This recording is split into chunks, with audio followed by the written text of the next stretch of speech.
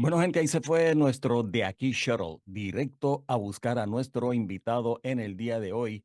Esto es De Aquí Sin Filtro. Yo soy Tony Acevedo. Dale like, compártelo y dale la campanita para que recibas notificaciones cuando subimos contenido nuevo.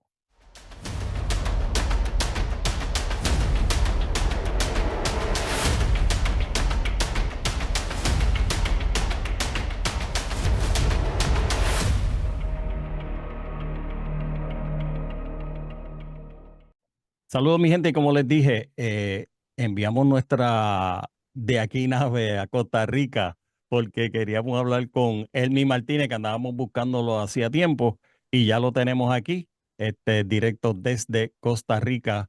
Elmi Martínez, un periodista puertorriqueño, pero más que puertorriqueño, un periodista autodeño y de la playita. Así que bienvenido, Elmi. Muy bien, gracias a Tony por darme esta oportunidad de recordar, de darnos un paseo por las memorias de años atrás en nuestro querido pueblo. Para la gente que consume este canal, estamos en De Aquí Sin Filtro. ¿Quién es Elmi Martínez? Wow. Bueno, yo soy un hijo de Utuado que nací en el 1950, precisamente 6 días antes de la revuelta nacionalista. Y mis padres vivían en la playita. Eh, Soy de dos familias, una familia utuadeña muy conocida, los Reboiras. Mi mamá, mucha gente la recuerda. De hecho, yo cuando escribí mi libro hice un estimado de los estudiantes que pasaron por la escuela Félix Seijo en las décadas del 50 y 60, cuando mi mamá, doña Josefina Reboira de Martínez, era la principal. Bueno, Y una de las anécdotas que recuerdo cuando ya yo de adulto, que iba a Utuado y la llevaba a un supermercado, pues caminábamos por el pueblo y gente mayor nos detenía a saludarla y a recordarle cómo ella le dio primero un set de zapatos, cómo le dio un jalón de orejas y todas esas cosas. Y yo muy orgulloso de mi mamá como educadora. sí. Mi papá era la adjunta del barrio Pelleja y hijo de un español, mi abuelo, don Lorenzo, que nunca lo conocí, murió antes de yo nacer, y conoció a mi mamá porque mi mamá la mandaron a Pellejas de maestra cuando era jovencita, y papi pues se enamoró de la maestrita del barrio. Y de ahí salí yo. Elmi, hay algo que sí siempre llama la atención y es que siempre que hablas o vas a algún sitio, de hecho estuviste en Puerto Rico hace un tiempito hablando sobre lo mismo, se te nota una pasión cuando hablas de la playita. Y sé que el sitio donde te criaste, ¿qué nos puedes decir y por qué esa pasión por la playita? Mira, en casi 75 años que cumplo este año, eh, yo no he tenido un vecindario como la playita. Era otra época, por supuesto, pero eh, en la playita era la calle con las dos entradas, éramos familia, no había puertas cerradas, ahí yo llegaba de la escuela y hacía la asignación y me tiraba a la calle y entraba a cualquier casa. O sea, es una época muy especial que ya no se da, que yo nunca he tenido como adulto un vecindario como ese. Y como cuando hicimos el video eh, sobre la playita, yo caminé Sí, hacía lo vi. anécdota de todos los que vivían, algo que notamos es la cantidad de personas reconocidas en nuestra comunidad que vivían en los años 50 en la playita.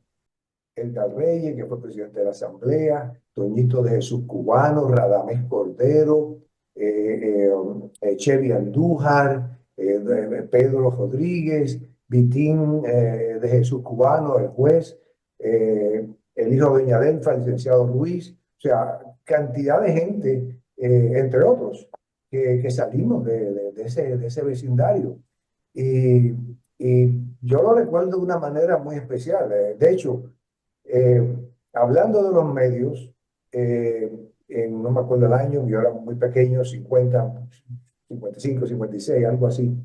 El primer televisor que llegó a la playita, que yo recuerde, fue don Benjamín Cordero, Wow. porque él tenía el taller de radio y Sí. después de televisión. Y yo la primera televisión que vi fue en casa de don Benny. Él lo tenía encima, todavía recuerdo, lo tenía encima de la nevera y nosotros nos sentamos a mirar para arriba a ver el Cisco Kid y el Hitazo Royal y Bonanza después. Bonanza, sí. Era una época muy especial y yo le tengo un cariño y me alegro que en mi canal tengo ese video que hicimos, que fue un recorrido muy bonito Sí. y el poema que le escribí a la playita también. En diciembre 1 del 2011, mi gran amigo desaparecido, don Ángel Maldonado, que era el Ajá. presidente del Centro Cultural, me invita a participar, y yo estaba en Puerto Rico en esos días, me invita a participar en un conversatorio sobre la playita en el Centro Cultural. Cuando Ángel me invita, y Ángel es poeta, yo me acordé que yo tenía un sueño. A mí siempre me han gustado los poemas. Mi papá tenía discos de poemas cuando yo era niño y siempre me gustaba y yo soñaba. Yo nunca he hecho nada en público. Yo soñaba que un día con algún amigo guitarrista como decimos, cafetín del campo en Utuado, yo iba a estar declamando poemas, etcétera. Y eso, exactamente un cafetín no se dio, pero cuando Ángel me hace esa invitación, yo le dije, con una condición, Ángel. Me dice, ¿qué? Me dice, tú me dejas declamar poemas. Ah, no hay problema, decirle eso al poeta. Y ahí fue la primera vez que yo declamé poemas en público. Tú sabes que me identifico un poco con el tema y con tu narración sobre la playita, porque de hecho no coincidimos porque yo llegué a Utuado, Esa fue la pero primera muda. sí, pero fui a vivir a la entrada de Arena, cerca de Crespo, del Increspo, De Tito y Crespo. yo cruzaba la quebrada y llegaba a Judea, Nueva Londres, y básicamente la playita y esa área era mi playground, o sea, ahí era que yo jugaba y conocí mucha gente ahí. Una de las anécdotas lindas que yo recuerdo de la playita, porque yo tengo también una pasión por el béisbol, es que en el área abierta donde vivían don Benny Cordero y vivían los Reyes, los papás de Edgar Reyes y de Johnny y de Ney, y en la otra vivían los Rivas primero y después Marilú Romero y los hijos. En esa área era que nosotros empezamos a jugar béisbol. Esas son las Con calles que palos. no, las calles que están como cerradas, ¿verdad? Sí, esa es cerrada. La otra la abrieron, pero esa está cerrada todavía. Sí. Con palos de escoba, base de cartón y bolas de espadatrapo. Así empezamos nosotros a jugar béisbol. Ahí en esa área, frente a la casa de Benny Cordero y los Reyes. Ese era nuestro parque. Entonces, Elmi, tú estudias en el Colegio San Miguel. Yo estudié en el Colegio San Miguel toda mi vida, excepto unos años que estuve durante la escuela superior en dos seminarios. Ah, ok. En el Capuchino en Río Piedra y después en el diocesano que corrían los jesuitas en El Bonito. Pero me gradué con mi grupo del colegio. Ahora, como yo era el hijo de la principal de la Seijo, yo salía de kindergarten a las 12 porque no había clase por las tardes y me iba a las 6, me metía en cualquier salón, usualmente en el de Zoraida Rivera, y a coger clases de primer grado. Y eso lo hice durante los primeros 2 o 3 años de mi vida. Pues, tenía aproveché de ser el hijo de la principal. O sea, que estudiabas en tu horario de estudio y en tu tiempo libre estudiabas otra vez. Exacto. Sí, qué interesante. Y menciona mucho dentro de las personas que menciona que estudiaron contigo aparentemente casi todo el tiempo, Víctor Díaz y Manolito Maldonado. Esos dos son mis hermanos. De hecho, escribieron el prólogo de mi libro. Este, Sí, y de hecho. Manolo, yo lo considero el amigo más antiguo que tengo, porque la mamá de Manolo, bueno, los papás eran muy amigos de mi papá, pero la mamá, doña Mary, era maestra en la escuela de mami. Entonces teníamos una amistad bien cercana y yo recuerdo de 2, 3 años de niñito, me llevaban a casa, a la casa esa preciosa de los Maldonados, de los Ujú. Manolitos, la doctor Cueto, y ahí en el piso del comedor de ellos, Manolo y yo jugábamos haciendo las cabañitas esas, de esas, y jugando con soldaditos y todo ese tipo de cosas. O sea, tenemos casi 75 años, nos conocemos hace 73, más o menos. El Eh, otro de esa época también, que es tan antiguo, es Radamés, que vivía al frente. Y ajá. Radamés es Manolo es como 10 días más joven que yo. Radamés es como 3 meses más joven que yo. Entonces, Víctor lo conozco cuando voy en kindergarten. Wow. Pero Víctor y yo desarrollamos una amistad por muchas cosas que teníamos en común, especialmente empezando por el béisbol y después por la radio. Y Víctor era también escorpión de noviembre. Víctor nació como 2 semanas y pico después que yo. O sea, todo eso, nuestras mamás estaban todas preñadas al mismo tiempo. Sí, es verdad que sí, porque eran más o menos del mismo tiempo. Entre otros, ahí también te puedo mencionar que nacieron esos días, 2 días después que yo, nació Jesús Negrón, el hijo de Don Tato. Ajá. Manolo Morel había nacido un poquito antes, 2 o 3 días antes. En ese grupo había muchos que nacimos en esa misma época.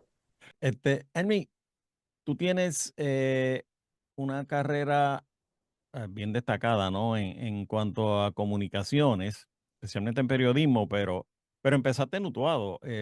Si no me equivoco, empezaste en WPR para los tiempos de Víctor Díaz. Más o menos, mira, yo recuerdo cuando UPR se fundó, Freddy Rivas, que murió hace un par de años, y era ahijado de papi. Freddy Rivas fue el arquitecto de conseguir esa estación para Utuado. Ujú. Y la primera vez que yo participé, no me acuerdo cuántas veces, fue estando en el colegio en programas religiosos. Yo no me acuerdo con quién yo iba, pero sí íbamos y teníamos estos programas religiosos en los fines de semana. Pero cuando yo regreso del seminario, acabando de cumplir 17 años, yo regreso en octubre oh my God, 1967 del seminario y me reincorporo al colegio.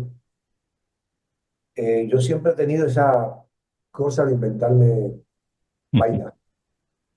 Y se me ocurre que yo quería un programa de radio de deportes. Ok. Y entonces hablé con Carmelo Santiago, que era el gerente general de la estación.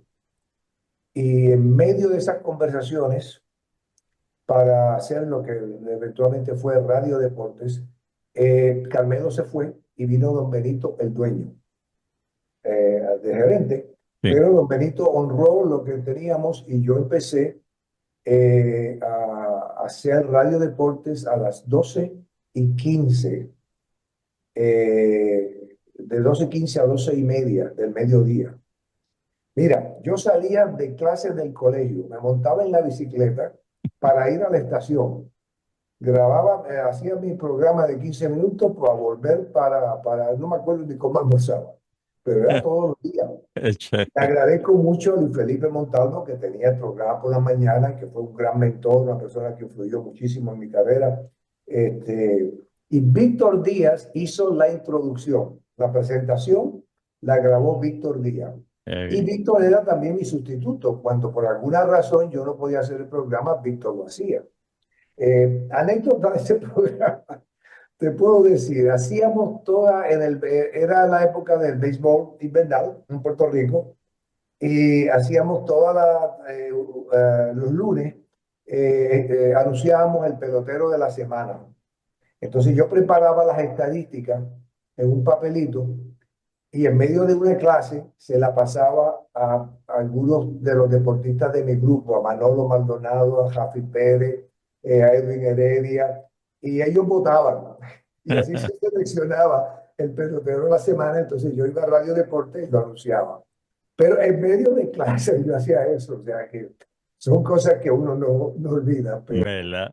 Pero ven acá, ¿cuándo tú te das, de dónde nace este interés por las comunicaciones, por hablar en radio, por hablar por un micrófono? Porque Víctor, tuvimos a Víctor aquí en una entrevista y él nos dice que, bueno, en la escuela lo ponían siempre al frente en oratoria y cositas así, y que por ahí él se dio cuenta que eso le gustaba. Víctor tiene la voz, Víctor tiene una voz privilegiada. Sí. De hecho, yo una vez estaba hablando con un amigo mío en Israel por WhatsApp y él es de un grupo de tango que yo participo en Argentina y le mandé el enlace del programa de Víctor y la reacción de él me dijo, esa voz de Víctor es privilegiada, me encantó. Y yo soy distinto. Lo Mm, mío, a pesar de que yo terminé haciendo de todo, lo mío era prensa escrita, era escribir. veo. De hecho, ahí tengo una anécdota también. Mi mamá siempre me elogiaba eh, como yo escribía, ¿me entiendes? Y de ahí creo que es que nace mi profesión. Y de Wow. hecho, esa forma, el arte de escribir que yo tenía desde niño, lo utilicé para comprar mi primer carro.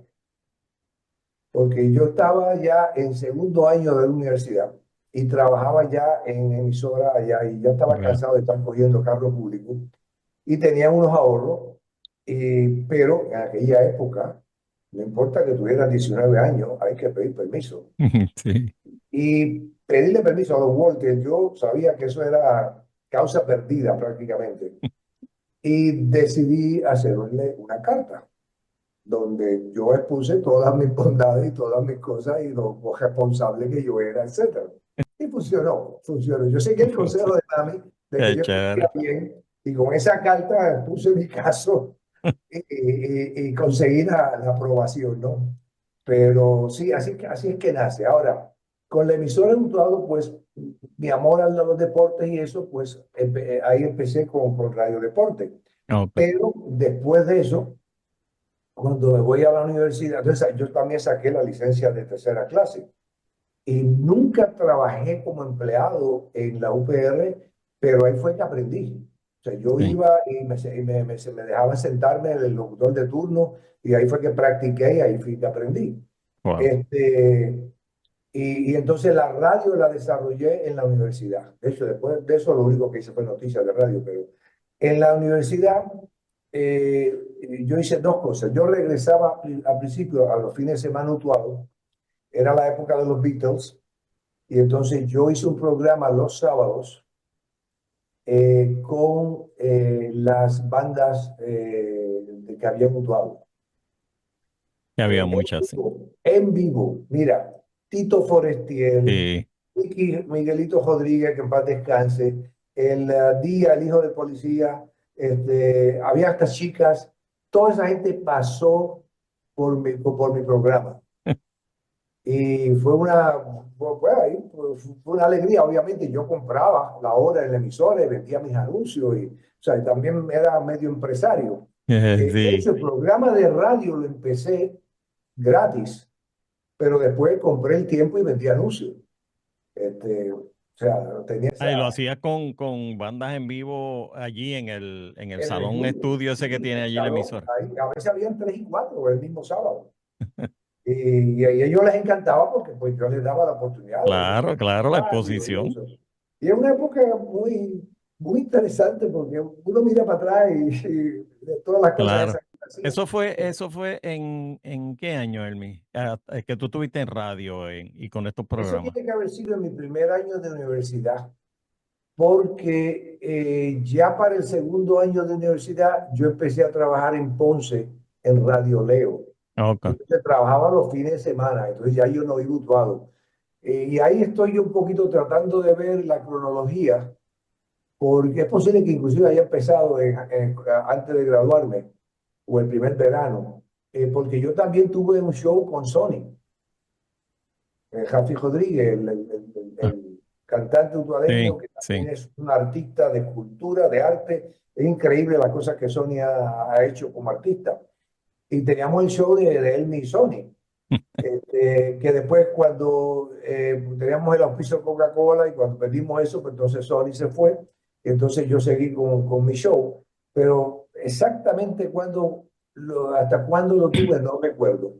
Pero después Sí, que Sony se fue, yo grababa las partes con Oscar Solo, con Awilda Pedrosa y con Sofía Hernández. wow. Ellas me grababan el saludo y presentaba, entonces yo ponía el disco de lo que ellos presentaban. Esa era mi producción. Tú Pero sabes, ¿sabes por qué te pregunto? Porque es que miro como una cronología que yo vengo como caminando detrás de ti, porque tú estás en la playita hasta el 72 y más o menos 62. después de eso es que yo llego, exacto, y entonces después de eso es que yo llego, y entonces tú estás en radio como hasta el 70 y pico, y yo vengo detrás porque yo llego a WPR como en el 72, que ya se había ido Víctor, de hecho, y yo creo que ya tú no estabas, Ahí no, porque no, ¿sabes? No, no recuerdo esos programas. Yo llegué a radio como en el 72, tuve como 8 años en WPR. yo estuve en la universidad, bueno, yo dejé UPR prácticamente cuando empiezo a trabajar en Radio Leo. Yo empecé en la FM poniendo discos y dando la hora y la identificación y 2 minutos de noticias, pero después me pasan a la AM. Yo tenía el show los domingos por la noche. Ah, ok. Como DJ. Y eso fue, yo era muy popular en la universidad porque pues, la gente me escuchaba. Pero ahí fue donde yo trabajé realmente, donde yo utilicé mi licencia de Ajá, a tercera clase FCC. de la FCC. Y es interesante porque Radio Leo tenía o tiene, pero no sé ya cuánto hace de eso, 50 y pico de años, una fama era una de las emisoras principales, junto con PAB y la de la Católica, en Ponce, y Radio Huizo en Ponce. Y entonces el Radio Leo era 11:30 creo. Y entonces, independientemente de cuántos locutores había, ellos crearon una publicidad de que los locutores eran los 11 de Leo. Entonces yo era uno de los 11 de Leo. Y eso, imagínate, al lado de Félix Fernando Torres, de Chema Rodríguez, de los hermanos Cotti, que eran locutores bien reconocidos en Ponce, pues era ser de los 11 de Leo, era algo importante. Y similar a lo que te dijo Víctor, yo iba a San Juan y le grababa a artistas presentaciones Wow. que saludaban, y ahora con ustedes, el Ricardo Martínez, otro de los 11 de Leo. Y así tuve a Marco Antonio Muñiz, a don Pedro Vargas, a Lucecita, un montón de gente. Wow. Recuerdos. Mira, y además de eso, mirando ciertos datos, esto va mucho más allá, o sea, esto es bastante amplio. Tú eres un comunicador, estuviste en radio, pero no te quedaste ahí. Y ahorita mencionaste que tú eras también empresario y veo que tú inclusive trabajaste produciendo fiestas patronales, y vamos a hablar ahorita más de tu incursión, porque en el béisbol fue mucho más que solamente tener un programa. Estuviste mucho más envuelto en lo que es el béisbol, pero fuiste productor de fiestas patronales. Mira, eso me ha causado algunos problemas en aquella época. Yo no recuerdo cómo empezó, pero la verdad era que Don Benito, con todo lo que hizo por el pueblo y por la emisora, tenía un monopolio. O sea, entonces las fiestas patronales eran de él. Sí. Entonces él iba, le tiraba $500 al municipio y se quedaba con el negocio, ¿no? Yo siempre estaba en contra de eso. De monopolios a mí yo nunca me ha gustado. A mí me gusta que la gente tenga oportunidades. Y un día se me ocurrió y me metí en la subasta y ofrecí más dinero que él y me quedé con la subasta. Este, y dos cosas, y obviamente me causó mis problemas con Don Benito, ¿no? Lo hice 2 años, creo, consecutivos. Eh, Dos cosas me alegré de esa experiencia, porque esa es la belleza de la vida. Y cada cosa que tú haces hay algo que ganas, hay algo que experimentas y que no olvidas. Y estamos precisamente en eso, recordando ahora que una de las personas que me ayudó, que me asesoró con la cuestión técnica, ¿sabes? Fue don Benny Cordero.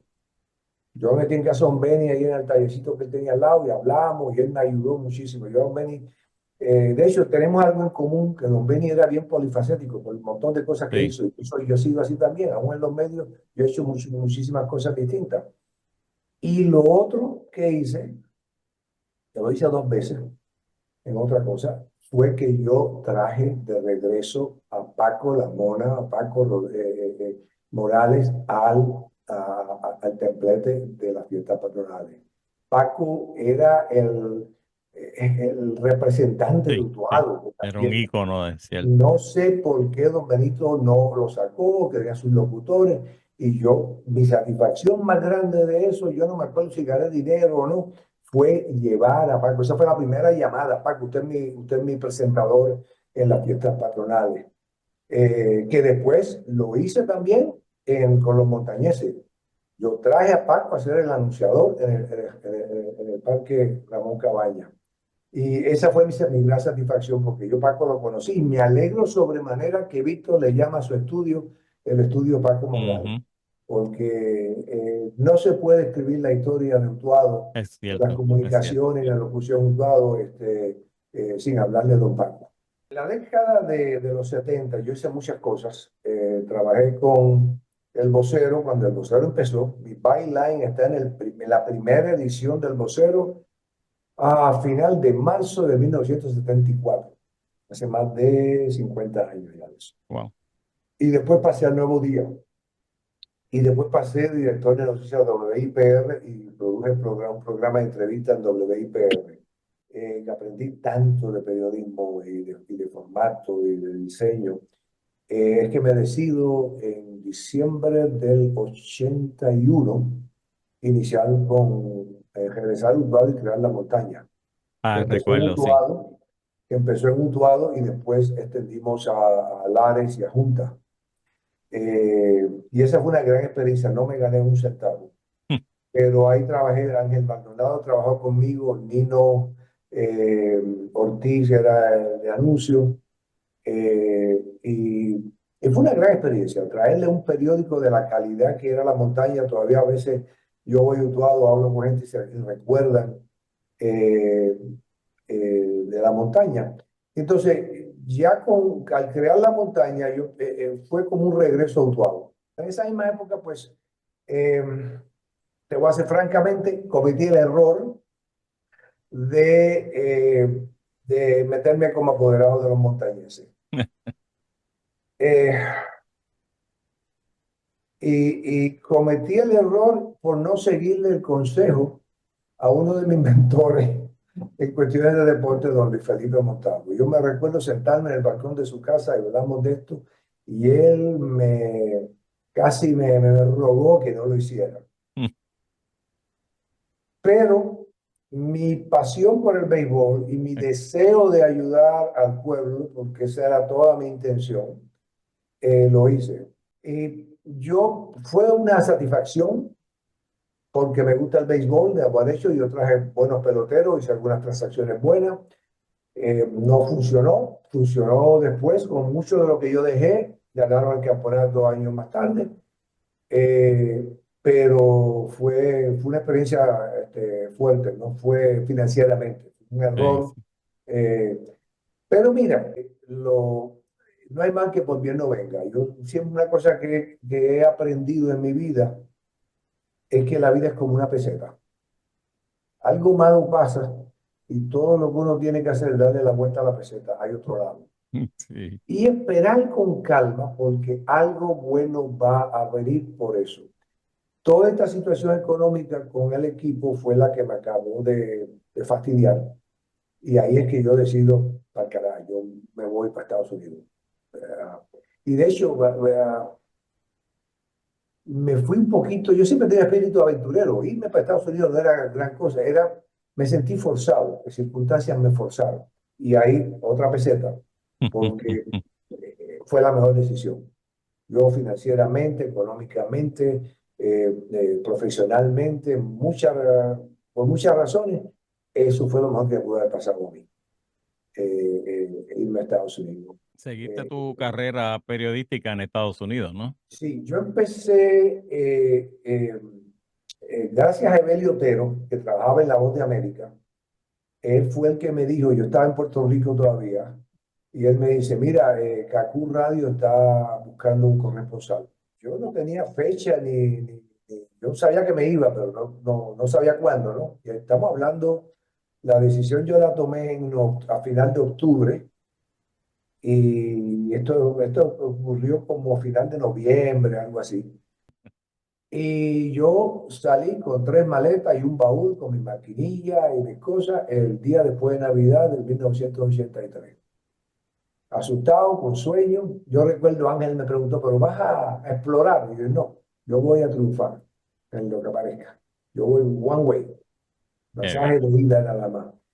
Y entonces hablé, como yo tenía mis conexiones, porque había trabajado en el Nuevo Día, hablé con Chu García, que era el editor de deportes, y él me dio oportunidad de escribir béisbol y me dio credenciales, o sea, agendamos las credenciales y ese año que yo todavía no tenía trabajo fijo, yo empecé a cubrir porque me pagaban por columna. Yo iba a un juego en Baltimore, en Filadelfia, en Nueva York, y si viajaba por alguna otra razón en cualquier parque, yo he ido como a 20 parques de liga, muchos de ellos ya viejos, destruidos.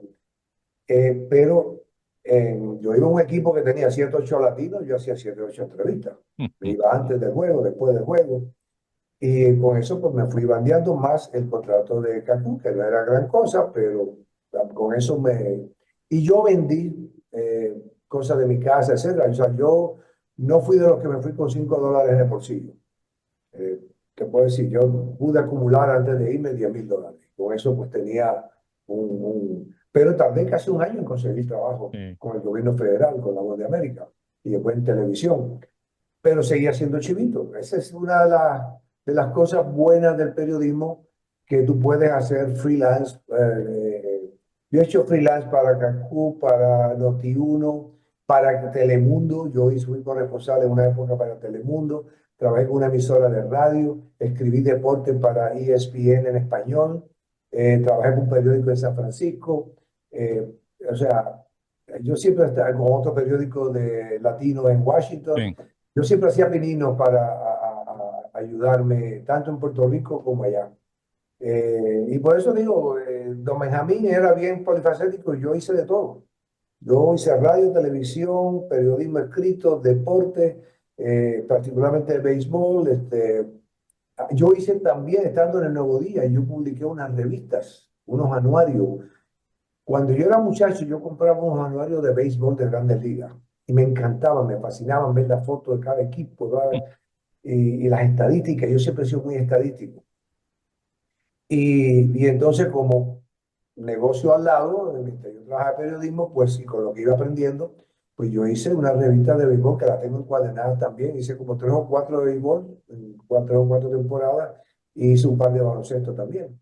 Hice muchas cosas que no me dieron dinero, pero me dieron satisfacciones. Exacto, En exacto. esa revista yo recuerdo todavía haber hecho, tener en la portada a los 3 hermanos Cruz, Cheo, Cirilo y Héctor. Y las historias que se hicieron, y visitarlos en la casa en Arroyo, y todo ese tipo de cosas. O sea, eso vale, eso es un tesoro. Yo siempre recuerdo eso. Y después encontrarme Claro. con Cheo en Houston cuando yo fui al Astrodomo. O sea, eso no tiene precio. Y esas experiencias en la vida Sí. valen más que cualquier dinero. Hermie, una pregunta. En tus experiencias en El Vocero, Nuevo Día y en Estados Unidos en diferentes canales, tú eras corresponsal, ¿no? Tú no eras un reportero que va a cubrir noticias a la calle. Sí, Tú escribías todo. columnas, No, en todos. Yo en el hacías de vocero, todo. en el vocero yo empecé, y era casi el reportero político, porque yo cubría mucho el Capitolio y Ok. cubrí la, la fortaleza, pero dos cosas pasaron en el vocero. Una fue que el dueño, Gaspar Roca, se dio cuenta que cuando había portadas de muertos, de crímenes, etcétera, se vendía más. Entonces trató de mover el vocero, como estuvo, a lo que decimos nosotros, prensa amarilla, muchos crímenes, muchas cosas. Sí. Que de hecho, una anécdota que yo tengo, a mí me votaron del vocero una vez. Estuve votado por 72 horas hasta que la Unión entró. Y te voy a decir por qué. Otro compañero del vocero estuvo haciendo unos reportajes que vendieron periódicos como locos de una virgen en Bayamón que sangraba. Y entonces don Gaspar me llama un día a la oficina con la encomienda de que fuera a Hormigueros y literalmente me inventara una historia con la Virgen de Hormigueros. Y yo lo siento, pero yo tengo mi ética. Y yo le dije que no, yo no podía hacer eso. Yo no estoy aquí para inventarme noticias. Aparte que tampoco me llamaba la atención de ir a hacer eso. Y me votó. Y entonces la Unión empezó a bregar con él y a los 3 días me devolvieron, me reemplearon. Pero esa es una de las anécdotas que la tengo con orgullo porque yo mantuve mis principios. O sea, yo no iba a inventar de noticias, eso no es mi función. Y entonces, cuando el vocero empieza a tornarse así, yo, obviamente, cubriendo eventos, me, me hago amigo de periodistas, de compañeros. De hecho, ahí compartí mucho con Luis Cabán, que trabajaba en El Mundo, que fue mi profesor de geometría en 8º grado, si recuerdo bien, cuando estaba en Utuado. De hecho, murió hace Sí, poco, de hace unos recuerdo a Luis 3 años. Cabán. Y estábamos de colega, él en El Mundo y yo en el vocero en esa época. Y también hice amistad con la gente del Nuevo Día. Una anécdota con una persona que yo respeto, quiero muchísimo. Uno de mis profesores en la Escuela de Comunicaciones, que nos hicimos muy, muy amigos, fue don Rafael Ponflores. Era un cronista deportivo del Mundo por décadas, Ujú. muy reconocido y una figura. Y, y cuando yo le dije a don Rafa, me contrataron de reportero para el vocero, me dice, vete, vas a aprender allá más que aquí. Elmi, a lo largo de tu carrera periodística, tanto en Puerto Rico como fuera de Puerto Rico, ¿hay alguna noticia o evento que tú hayas cubierto de estos que impactan, que dejan a uno como que esto no lo olvido? Sí. Estando yo en La Voz de América, un jueves, 20 algo de septiembre de 1985, hay un terrible terremoto en México, en la ciudad. Mm. Me preguntan si puedo ir y al otro día por la mañana salgo yo para México. Llego a México, la devastación era increíble, la cantidad de edificios que había destruido. Y entonces ese viernes, primer día que yo estoy ahí, estoy cenando y preparando, organizándome. Había contratado ya un guía para poder llegar a los sitios rápido, porque tenía carro, pero es una ciudad con problemas. Ajá. Y estando cenando, recuerdo que le digo al guía, yo estoy tan excitado por este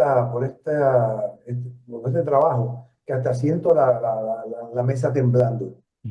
Y acabando de decir eso, está la gente gritando, temblor, temblor.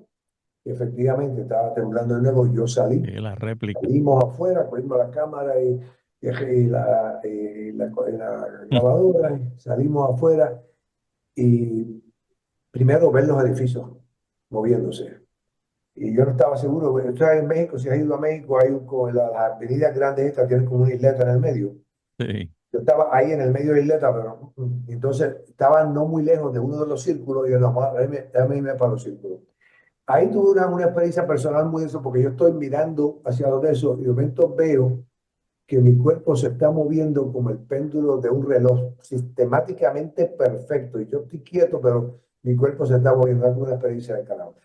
Pero ir a esos hospitales, entrevistar gente buscando una señora, buscando al hijo que no aparece, que no le encuentra. El estadio, una morgue, ver tanta destrucción, tanta muerte. Eso fue una de las cosas más impactantes que yo he podido cubrir. Por primero, porque yo soy una persona que tengo mucha empatía y es duro tener un micrófono y tener a alguien hablando con todo ese dolor por alguien que no encuentra, que salió de la casa y no llegó al trabajo y vaina. Y fue, y finalmente cuando yo regresé, todavía 1 o 2 semanas más tarde, yo respiraba y olía el olor de muerto porque esas partículas se te quedan en las fosas nasales. Mm. Y yo todavía 2 semanas ya en casa, y hacía respirar y todavía olía. Y estando allá era impresionante.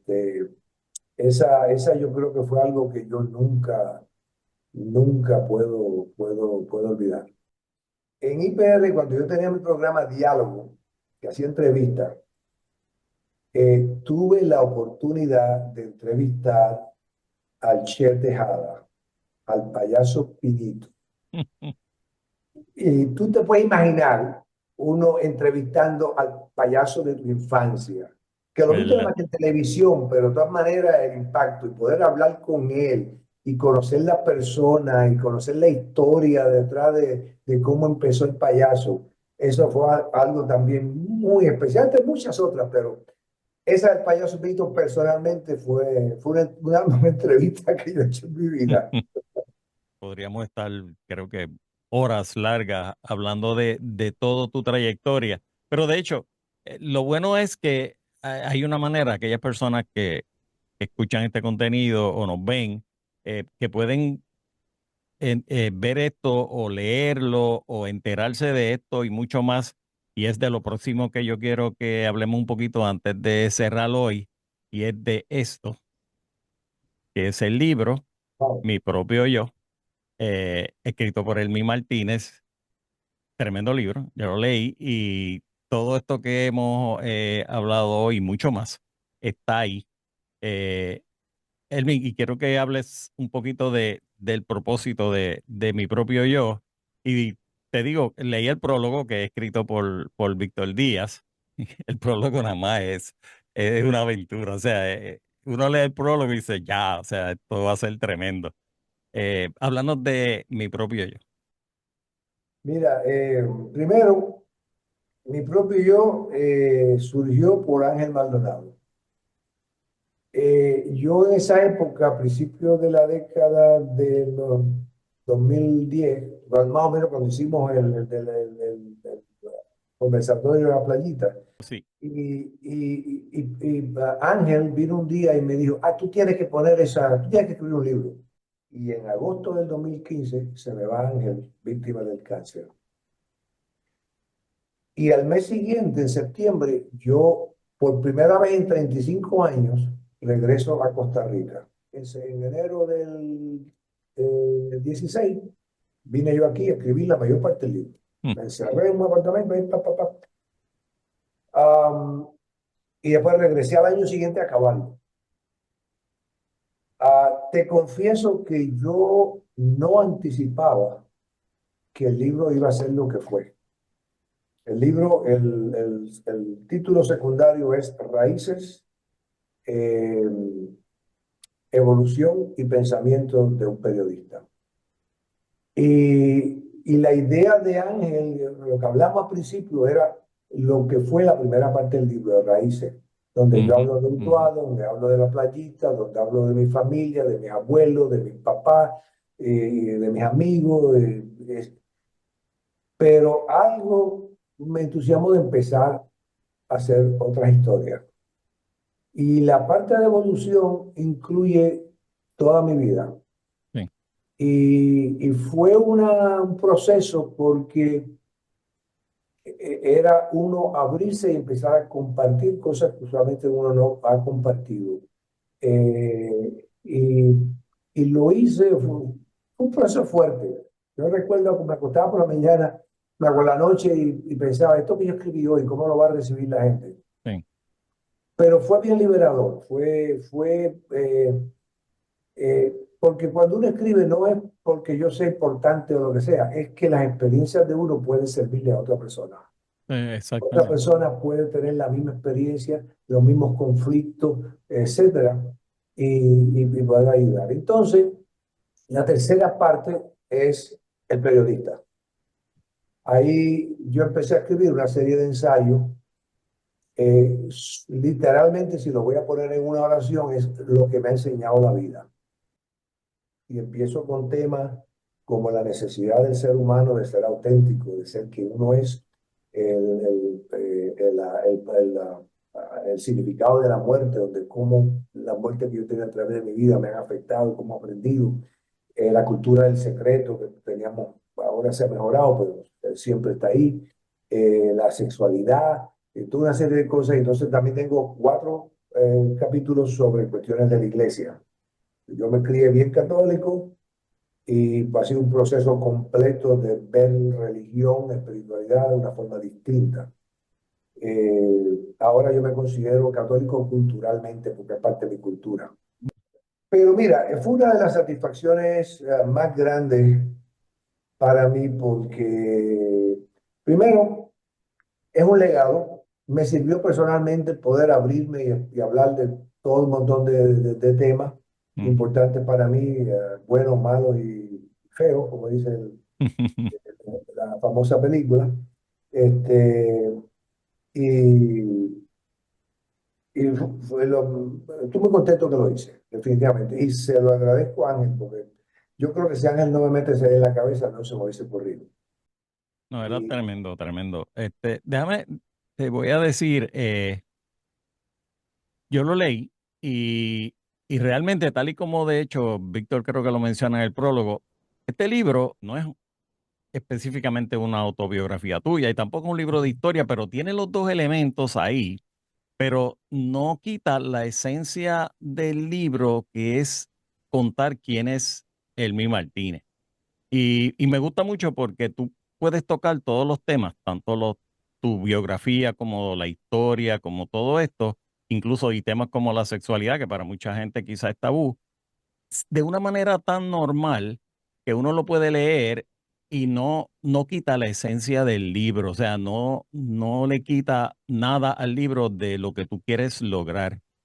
Hay un tema, no de la sexualidad, sino un tema que a mí me impactó un poquito, que me gustó, y fue el hecho de saber que tú eres padre adoptivo soltero. Y eso me parece una cosa bien elegante, ¿no? Y de hecho, ya eres abuelo, si no me equivoco. ¿sí? Y eso, yo conozco otra persona acá, a un amigo mío que también lo es, y yo lo admiro por eso en realidad, porque hacer eso, tomar ese paso de hacer una familia, de ser padre soltero y adoptar, realmente es algo admirable. Cuando yo hablo en el libro sobre autenticidad, ah, hablo de muchas de las cosas que yo soy. Y una de las cosas que yo sabía desde niño es que yo quería ser papá. Y como a mí no me interesaba casarme, pues de hecho, las veces que pensé en casarme fue con el interés de tener hijos. Y gracias a Dios que no lo hice. Entonces, cuando voy a Estados Unidos, al final del primer año, es que yo leo un artículo sobre niños refugiados, adolescentes que venían de Vietnam, de Camboya, etcétera. Y en el artículo decía que aceptaban padres solteros. Y yo no tuve ni que pensarlo. Yo me mandé. Y a los 2 meses yo tenía mi, ah, mi primer chico, casi después empecé a hacer conexiones y en Nueva York pude adoptar 2 niños puertorriqueños, hermanos, y otro después más chiquito. Y el último fue Pues yo adopté tres, esos tres puertorriqueños. El primero no era para adopción, era más bien de crianza. Sí, Y el último fue un muchacho mexicano. Yo fui activista de adopción, que decir que estuve ayudando a otra gente como yo a sí, adoptar. es Y en interesante. una conferencia en California me encuentro con Jorge, en la historia de Jorge con 16 años. Y eh, ahí me di cuenta con los conocimientos que ya yo tenía, este muchacho en 2 años más, a 16 años no lo van a adoptar. Las posibilidades de adoptar son mínimas. Y a los 18 lo tiran a la calle literalmente con un cursito de Independent Living Mm. y no va a tener familia. Y entonces yo dije, yo tengo cuatro en casa, uno más no hay problema. Y lo traje, nunca se completó la adopción, pero estuvo en casa, se graduó, se fue para el ejército, estuvo en Hawái, tiene una nieta hawaiana que de hecho enviudó hace poco también, la esposa le dio cáncer, pero no, yo tengo cuatro nietas, todas ya adultas, entre 18 y Wow. 24. Este, pero esa fue una satisfacción de vida. Si yo no hubiese adoptado, mi vida hubiese estado incompleta, ¿entiendes? Y era algo que en aquella época yo no hubiese podido hacer en Puerto Rico, Cierto, ¿entiendes? cierto. Ahí el universo me premió en ese sentido, que me llegó donde yo podía hacerlo. Y yo he tenido suerte en eso. A mí muchas cosas, eh, inclusive cuando estoy hablando del libro, yo tuve 2 inviernos aquí y seguí viniendo y sin ningún plan. Llegó un momento en que decidí que me venía para acá y llevo 5 años viviendo aquí, aunque todavía tengo mi casa en Estados Unidos, voy 3 veces al año allá, pero la mayor parte del año la paso aquí. Si tú me preguntas cómo soy, yo te digo, estoy más saludable y más feliz. Eso te iba a preguntar, ¿por qué Costa Rica? Porque es de donde el universo me llevó. La gente es sumamente amistosa, no hay estrés. Aquí, ese pura vida lo que significa es vida tranquila, sin preocupaciones. Y entonces, pues, una de las cosas nuevas que he podido desarrollar es los poemas, que he hecho conexiones y he podido hacer recitales de poemas y me he desarrollado. Argentina me ayudó también porque yo hice unas cosas en Argentina de visita, eh, pero vivo muy feliz, muy tranquilo y uno tiene que estar donde uno es feliz. Yo no lo Eso es planeé, cierto. yo digo, el universo me trajo, o sea, yo no lo planeé. Pues, Elmi, de verdad ha sido un placer, de verdad, poder finalmente, estamos tratando de cuadrar esto desde el año pasado, y haber podido hablar contigo y que poder resumir, porque la verdad es que lo que hemos hecho es resumir, a las personas que quieran saber más y conocer más sobre Elmi Martínez y conocer todos los detalles. Les recomiendo el libro, Mi propio yo, de Elmi Martínez. Lo pueden conseguir en, qué sé yo, en Amazon, lo pueden conseguir en algunas otras Está librerías. en Amazon, en Puerto Rico, Norberto lo tiene en casa, en la última vez que chequeé con ellos, tiene todavía libros. Y si alguien lo quiere firmado, puede escribirme y podemos arreglar. Yo se lo envío cuando esté en Estados Unidos. Ah, perfecto, perfecto. Mire, si usted vivió en Utuado en estos tiempos y vivió en el área de entre Arena, Judea, Nuevo Londres, la playita, compre este libro porque la narración de Elmi Martínez sobre la playita tiene tanto detalle que uno como que se transporta ahí en ese momento. La verdad que es bien ameno. Suscríbase a este canal, dele like, compártalo, dele la campanita para que reciba notificaciones cuando subimos contenido nuevo. Elmi, muchísimas gracias por habernos dedicado este tiempo. Yo encantado de la vida y recordar es vivir y poder hablar de todas estas cosas contigo a hoy ha sido una gran satisfacción. Espero que a la gente le guste y putuadeño siempre y de la playita con mucho orgullo. Para de aquí sin filtro desde Costa Rica, Elmi Martínez. Nos vemos. Gracias, buenas.